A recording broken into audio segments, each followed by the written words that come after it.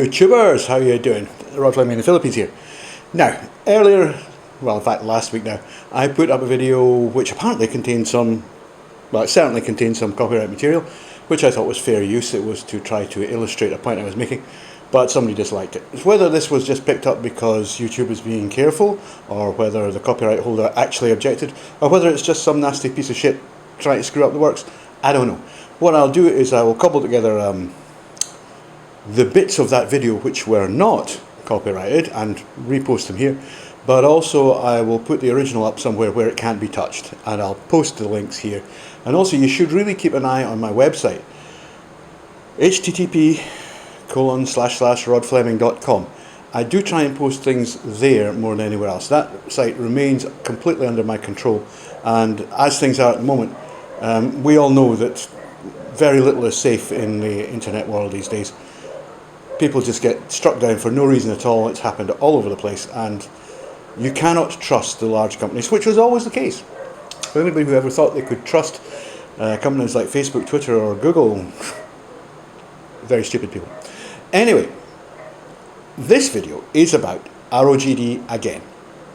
Now, so was the last one, the one that was struck down, but I'm going to take a slightly different slant on it. The problem with ROGD is the mismatch in the numbers. Now, I live in the Philippines, and there are plenty of autogynephilic trans women here. Plenty. Most trans women, to be fair, most of the ones that you see are HSTS, but there's still plenty of autogynephilic ones. The trans pageants, which are very, very popular, and the cabaret shows are absolutely jam-packed with autogynephilic ladyboys. I mean, there are HSTS ones, but remember, HSTS tend to be small, and the trans pageants and the cabarets, they're looking for Amazons, they're looking for very tall girls, because yes, I have to say that when they've got all the, the pineapples on their heads and all that stuff that they do, they look incredible. They look absolutely amazing, and that's what they seek. An AGP ladyboy who starts hormones when she's 16 or 15, which they do here, sometimes even younger, particularly in Thailand. By the time she's 22, she's a pretty striking looking person, She's still AGP, but she don't look bad. She don't look bad. So that's where you see them. And the point of this is that we see exactly the same profiles in Southeast Asia as you do in the West. You see two types of male gender dysphoria and two types of female. What that means is that we can look at Asia, and I've always said this, we can look at Asia and we can get some sort of idea for what might happen in the West. Southeast Asia, the Philippines, Thailand and other parts of Southeast Asia outside the Muslim sphere of influence are incredibly tolerant of both homosexuality and transsexualism. They just really don't care. Discrimination here is absolutely minimal. My girlfriend Sam, as you know, is transsexual, and we're always together. We're always out. Most people don't even realise that she's trans. But when they do, if they do, it's not like it's going to be a big never mind. Nobody cares. They're not going to start calling her by the wrong pronouns or misgendering her or anything like that. They're just going to be nice and say, nice girl, It's completely normal here. It's just accepted. The only time you get flack, it's from foreigners. What would happen in the West if similar levels of social tolerance were achieved there? And what you should expect to see would be, and I wrote about this years ago, would be a significant increase in the numbers of trans people. I mean, it's normal, There was a study done in 1981 which suggested a study between Sweden and Australia, and it suggested that in places where there was very marked differentiation between gender roles, between men and women, you tended to see more transsexualism. And it is also known that in places where you see more social tolerance, you will also see more. So what you're seeing here in the Philippines is a culture where there is a very marked difference between male and female gender roles, masculine and feminine gender roles, and it's also incredibly tolerant. So what would happen in the West? Well, in the West, you still have marked difference in gender roles. Outside of a very small number of communities, masculine and feminine gender roles are clearly marked, and appearances are clearly marked. There's clear differences between the two. and the society is becoming more tolerant, right? So that would tend to suggest that we'd get an increasing number of visible trans women, and these would be HSTS and AGP, by the way. And we certainly know that we've seen a big increase in AGP trans women, certainly in their public persona and their visibility over the last decade or so. They're very, very common. Now let's consider what's happening right at the moment. Today we've seen a nice piece in the Daily Mail. Daily Mail is a good newspaper. People slam it, but they shouldn't. It's a good newspaper. Sometimes query its news values, but hey, I used to work for it as a freelancer, and I have plenty of time for it, still do. Plenty of time for it.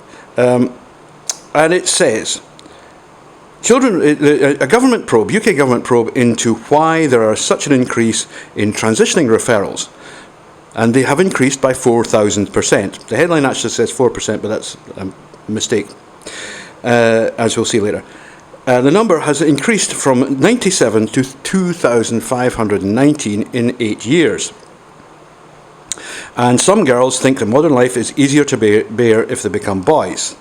Right, and let's go forward. Perry Mordaunt, the Equalities Minister, has ordered officials to discover the reasons why this has happened. And psychologists and behavioural experts will explore it. Now, a total of 45 of the children were aged 6 or under, with the youngest ones being just 4. So we've got this issue going on here. And another point made in the story here is the Mail on Sunday disclosed last month that almost 2/3 of children and teenagers who say they want to change sex have been diagnosed with serious mental health disorders before expressing the desire to transition. A total of 63% have had one or more diagnoses of a psychiatric disorder or neurodevelopmental disability before announcing that they wanted to change gender. Almost half had self-harmed, and 50% had suffered a traumatic event in their lives, such as being bullied or suffering sexual abuse. Now, Dr. Lucy Griffin, a consultant psychiatrist at Bristol Royal Infirmary, said she was, and I quote, extremely worried about the long-term effects the medication was having on adolescents. And she pointed out that it can cause them to become infertile, cause osteoporosis, and result in sexual dysfunction. And that's really, she's talking here about the infertility that's more applicant to females than to males. The other issue that has been associated with this is, and I quote again, a source, an unnamed source, says, "It is, to put it crudely, that young girls simply think modern life would be easier to bear if they were boys. Some therapists believe the rise is linked to the same mental health crisis among girls, which has led to an epidemic of self-harm, with social media perpetuating the hypersexualized ideals of what it means to be a woman." Just to put all this in context, by far the steepest rise from 97 to 2,519 has come amongst girls, up from 40 to 1,806. So in fact, a quick mental calculation tells me that over 2/3 of the referrals are now coming from girls rather than boys. And that is where we're going to have to take pause, because if we come back to the Philippines and anywhere else in the world where there are large numbers of transsexuals, there are a large number of trans people, transsexuals and autogynephilic transvestites, the majority are always, by a significant number, male to feminine. It's not something that you see even equilibrium between the two in. You see far more male to feminine than female to masculine. And that means that there's an issue. And I had a conversation with Kay Brown last week, and she was talking about the Lippmann paper, which I talked about in a previous piece. And the Lippmann paper did flag up the idea that this increase, which is being called ROGD, or rapid onset gender dysphoria, amongst girls, is in fact a form of social contagion. And I completely agree with that. Kay Brown, whom I respect greatly, takes issue with that, and she tries to relate this to her own youthful experience of her parents not wanting her to be transgender, or transsexual rather. She is HSTS. Now, yeah, I get what the point is here. There is enormous social pressure, particularly in the West, particularly in the USA, which is an incredibly conformist society, for parents not to let their children transition. That's what the whole gender crit movement is all about. Don't let them transition. Whatever happens, no transition. And that is supported both by feminists and also by gay males. The gay males are themselves often, you could call them failed transsexuals. They, for some reason, decided not to transition, and now they're hell-bent on ensuring that nobody else does. And I uncharitably have attributed it to this to their desire to obtain new meat for the meat market, basically. They are putting enormous pressure on parents to say, don't let your child transition. And the same thing comes from the church. The same thing comes from very many traditional institutions in society, saying, whatever else, don't let them transition. Even professional clinical psychologists say it's better to be gay than to be trans, which is nonsense. There is absolutely no evidence to back that claim up. It's just pulled out the air. You know, there's absolutely no evidence, scientific evidence, that compares the long-term life satisfaction results between those who remain gender-conforming homosexuals and those who transition. They just don't exist. So when these people say, "Oh, it's better to be gay," they're just making it up. It's just what they think. You know, that's it. It has no actual scientific background at all, or basis. So I agree with Kay. There is significant pressure on parents. And I get that point. You know, parents are under terrific pressure to say, don't let them transition. And obviously, if you're the parent of a daughter who decides at the age of 16 or whatever that she's got, I'm trans now, you know, and I need to have my a double mastectomy and have my hysterectomy and have a da-da-da-da-da and all that, yeah, well, you're going to be worried. And you're right to be worried. The problem is the numbers. The numbers I just quoted to you, where you've got 1,800 young girls coming forward in the UK, out of a total of 2,500 for sex change treatment, or gender, whatever you would like to call it, for cross-sex treatment, let's call it that. It just knocks the hell out of any stats anywhere else on the planet. Everywhere else, it's the other way around. It's mainly boys. And if we were going to see an increase that was concomitant with a general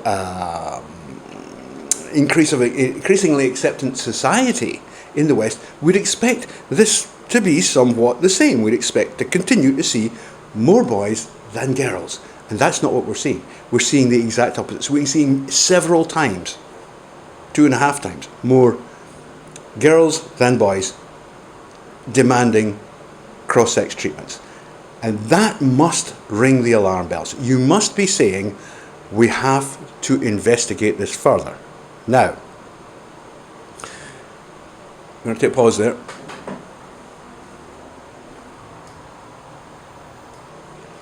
It clearly can't be reasonable for us to perform major surgeries, life-changing surgeries, and hormonal treatments on someone who has a passing neurosis of adolescence.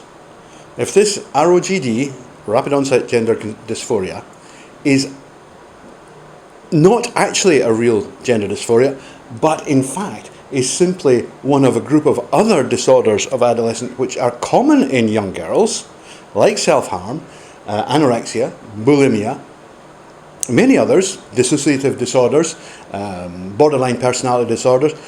There are a whole load of them. If this is one of those, then you certainly shouldn't be cutting bits off them. And I don't think you should be giving them hormones either. What they need is therapy, not to have their bodies ruined. And that's what you're doing. It's completely unacceptable that they're treated in this way. And I'm sorry, Kay, if you don't see that there's a problem here, that the numbers indicate that there must be a problem, then, you need to think about it a little bit, because you're condemning young girls to a life of absolute misery, unfulfilled misery, in which they'll never be really women, and they'll never be really men either. Because remember, we're talking principally here about female to masculine. That's young girls deciding they don't want to be girls anymore, they're going to be boys.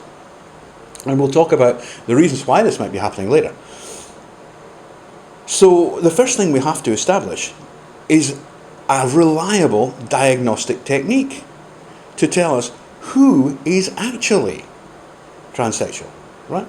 Because we don't want to be cutting bits off people who have got a passing disorder of youth. At the same time, we don't want to deny help to those people who really need it, who are actually HSTS or autogynephilic. Although I think there are some differences between these two. People who have genuine gender dysphoria need treatment that is different from those who are being described as having this ROGD, which in my opinion is not a genuine gender dysphoria at all. It is actually simply another one of a range of mental disorders of adolescence, which are common amongst young girls. So what we need is a diagnostic procedure. Now, for boys, there is an added problem, and that is that testosterone is a very devastating hormone. If you're a boy and you want to be a girl, it is literally poison, both to you and to your chances of ever passing as a girl, as a woman. And so for young HSTS boys, now they do tend to be markedly feminine appearance anyway, but testosterone still works on them. For these boys, there is a window of opportunity during which they must begin their transition. It's somewhat later in Asia because Asians, generally speaking, aren't quite as craggy and masculine as Caucasian males are. But still, these boys need to start stopping the effects of testosterone quite early on. I mean, I would say certainly no later than the age of 14 or 15. But the point is, we can tell. If you ask Ken Zucker, he'll tell you. If the boy has been through went through his program and by the age of 14 was still saying, no, I'm a girl, he would just say, okay, fine, we'll put you on the blockers and put you into the program. There's no excuse for holding somebody back at that age. We can tell with almost 100% accuracy by the age of 14 which boys are actually HSTS and which are just, highly effeminate gay boys who will be happier, living as males. And that, by the way, depends very much on the level of intolerance in society. The more intolerant the society is of feminine males, the fewer will transition. But as society becomes more tolerant, then more of them will say, "Oh, hang it, I'll just be a girl, because that's what I really want to be." Why don't I just do it? If people will accept me this way, they'll just do it. And that's what you see here in Asia, believe me. That's why you see so many trans women here. It's because nobody gives a hang. You walk down the street in a skirt, doesn't matter. I mean, the other week we went to see a rock band. I mean, they were a heavy metal band. They were all wearing floral dresses. It's a laugh here. Nobody cares, Floral dresses, training shoes, and socks. Interesting. Anyway, so we can be sure, very, very comfortably sure, by the age of 14-ish, which path is going to be appropriate for a young boy, a young male, who is HSTS. To be quite honest with you, you can tell by the age of 8 or 9, in, I would guess, 90% of cases, with very good reliability. My partner Sam is a transsexual, she's HSTS. And we go around the local areas here, the villages, and they call them barren guys, and you'll see boys, they're 8, 6, even as young as 4, and they're prancing about with a towel on their head, and they're doing their dance moves with the girls, and they've got their, the elbow out, and all that sort of stuff, and they're having a whale of a time. And I'll say to Sam, "What's that, baby lady boy?" And she'll go, "Oh yeah, absolutely." And she'll say, "Well, give that person another 12 years, that person will be a girl." And remember, Sam lived this experience. Sam was very lucky. Her mother was very supportive of her and always helped her through her transitioning years when she was a kid, before her puberty. She never had to deal with domestic abuse, which a lot of girls here do. I know girls who still bear the scars, literally, of the thrashings they had when they were children for being effeminate. And, the marks on their bodies. I know one girl who has a huge scar on her skull. It's under her hairline, fortunately, where her father whacked her with a stick, nearly killed her. So Sam was lucky. And she lived through that experience of being a highly gender non-conforming boy, beginning her hormones at the age of 15, and now she's a girl, and a beautiful, loving, charming girl at that. Everybody loves Sam, you can't not love her. And to mistake her for a boy would be insanity. So, it's quite easy with boys. is HSTS boys. With AGP, with autogynephilia, which is the male non-homosexual form of gender dysphoria, there is an issue because it does tend to set on quickly. If you read Anne Lawrence's narratives, Men Trapped in Men's Bodies, very good, but she's also published other papers. You'll see that that people describe how this just suddenly started. It just suddenly happened, you know, and one day it was like they had this odd feeling, and the character began to grow inside them. So by definition, it's kind of it is always rapid onset.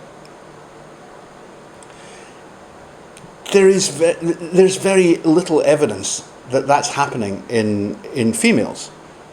Autoandrophilia, which is the female equivalent of autogynephilia, does exist, but we really don't know very much about it, and we can't be sure how it behaves.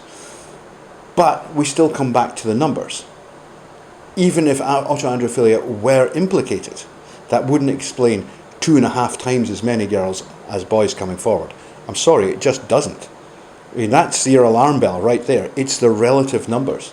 The scale of the increase amongst women, or young girls, is too high for it to be anything other than suspicious. So I thought I'd draw your attention to that. I think that it's quite important. As I say, I will put together the other video and stick it up somewhere where it won't get taken down. And I'll post a link on my website so that you guys all know where it is. At the moment, all I really want to see is that everybody gets the right treatment. You know, if a young boy is not HSTS, then he shouldn't be transitioned. But if he is, then he should be, and as early as possible, because the earlier he's transitioned, the more likely it is that it will be successful. You know, that he'll be someone like Sam, or Kim Petras, or Jenna Talikova, that they will turn into beautiful women. And that's what they can do. They can turn into beautiful women and just be women, live the rest of their lives as women, you know, and not have to join, you know, the gay lifestyle or any other subculture. They'll just be ordinary women. But of course, that is what, by the way, that's what the gender critics hate, because they want to destroy normalcy. They want to destroy what they call these stereotypical gender roles. Well, they're not stereotypical gender roles. They're the natural way that men and women behave. It's that simple. We are evolved to be the way we are. It's not a fashion. It's not a political statement. It's just reality. And so if you treat HSTS properly, then particularly MTF, they have a very good chance of they're gone. They vanish. Nobody knows they're there. It's a slightly more difficult for FTM because it's hard for them to actually get that really masculine look, but there's some very convincing. The thing about FTM is that testosterone is really, really, really strong in its effect, whereas estrogen is relatively mild. Estrogen kind of softens and smooths and puts on a little bit of extra fat in the right feminine places, and generally speaking gives you that beautiful trans body. There's room for girls to just wait a little while, because the testosterone it's like taking a hammer to a nut, really. I mean, I've seen girls do it and they change enormously. Even if they're starting much later, you know, at the age of 18 or 19, they change enormously in a year, and you go, my goodness, is that really you? You know, the voice is dropped. They start putting, especially if their bony development hasn't completely stopped, then they start developing brow ridges, the cheekbones. They put the muscle on. I mean, usually these guys will hit the gym, you know, so they'll get buff bodies. And very quickly, you're looking at a small, dapper guy. And the delay is not as devastating for a female as it is for a male. You know, when I hear people like Doc Amatai saying, stop them from transitioning until they're 21 or 23, all he's trying to do is to stop them transitioning at all, because he knows perfectly well that's too late. I mean, we've known for many years that almost no HSTS transition after the age of 23, and in the 20 to 23 age range, it becomes marginal. And the whole point there is basically stop them doing it long enough, they won't want to do it at all. It's a really nasty, snide, vicious way of treating people, and for a clinician to say things like that, it's just, It's the kind of thing that makes you lose all respect for people who say things like that. So we do have a problem. ROGD is going to cause a backlash. It is going to cause a situation which the gender critics will use to try to completely stamp out all teenage transitioning treatments, which they must not be allowed to do because that will damage HSTS and to some extent AGPs and possibly AAPs also. They must not be allowed to harm the weakest and most helpless group in society, while at the same time we must not harm young girls who have a condition of adolescence. So I go back to my earlier point. Moratorium now on irreversible treatments for females under 18. Moratorium, stop it. Just stop it. Carry on with the guys. I mean, HSTS sets on at the age of 2 to 4 years old. The child has been trying to tell them, Mum, I'm a girl, for 10 years. And they didn't notice? I don't believe that. I mean, yeah, I can hear the idea that, they're just deliberately ignoring it. And yeah, I know parents who would do that. But essentially, you absolutely know when you're dealing with a child like that child is going to be HSTS and there's nothing you can do to stop them. Nothing. So you might as well just get on and let them do it and make life easy for them, and so that at least they'll appreciate your efforts. So, there we are. Nice article in the Daily Mail. It's worth reading. And watch this space. This situation is going to get worse. In a matter of 3 to 5 years, I think we're going to see hundreds and maybe thousands of desistances with major regret amongst young FTMs who have been wrongly diagnosed with ROGD. And our priority now must be to protect the ones who are actually gender dysphoric, that is HSTS and AGPs, from the backlash that is bound to happen. It's absolutely bound to happen because of this misdiagnosis. And it's happening, the misdiagnosis basically is happening because people do not understand gender dysphoria, and the nature of gender dysphoria is being concealed deliberately by trans activists. So we're going to have to do an awful lot of work here because there's going to be a backlash, there's going to be real problems, and the ones who are going to suffer, as always, will be the HSTS.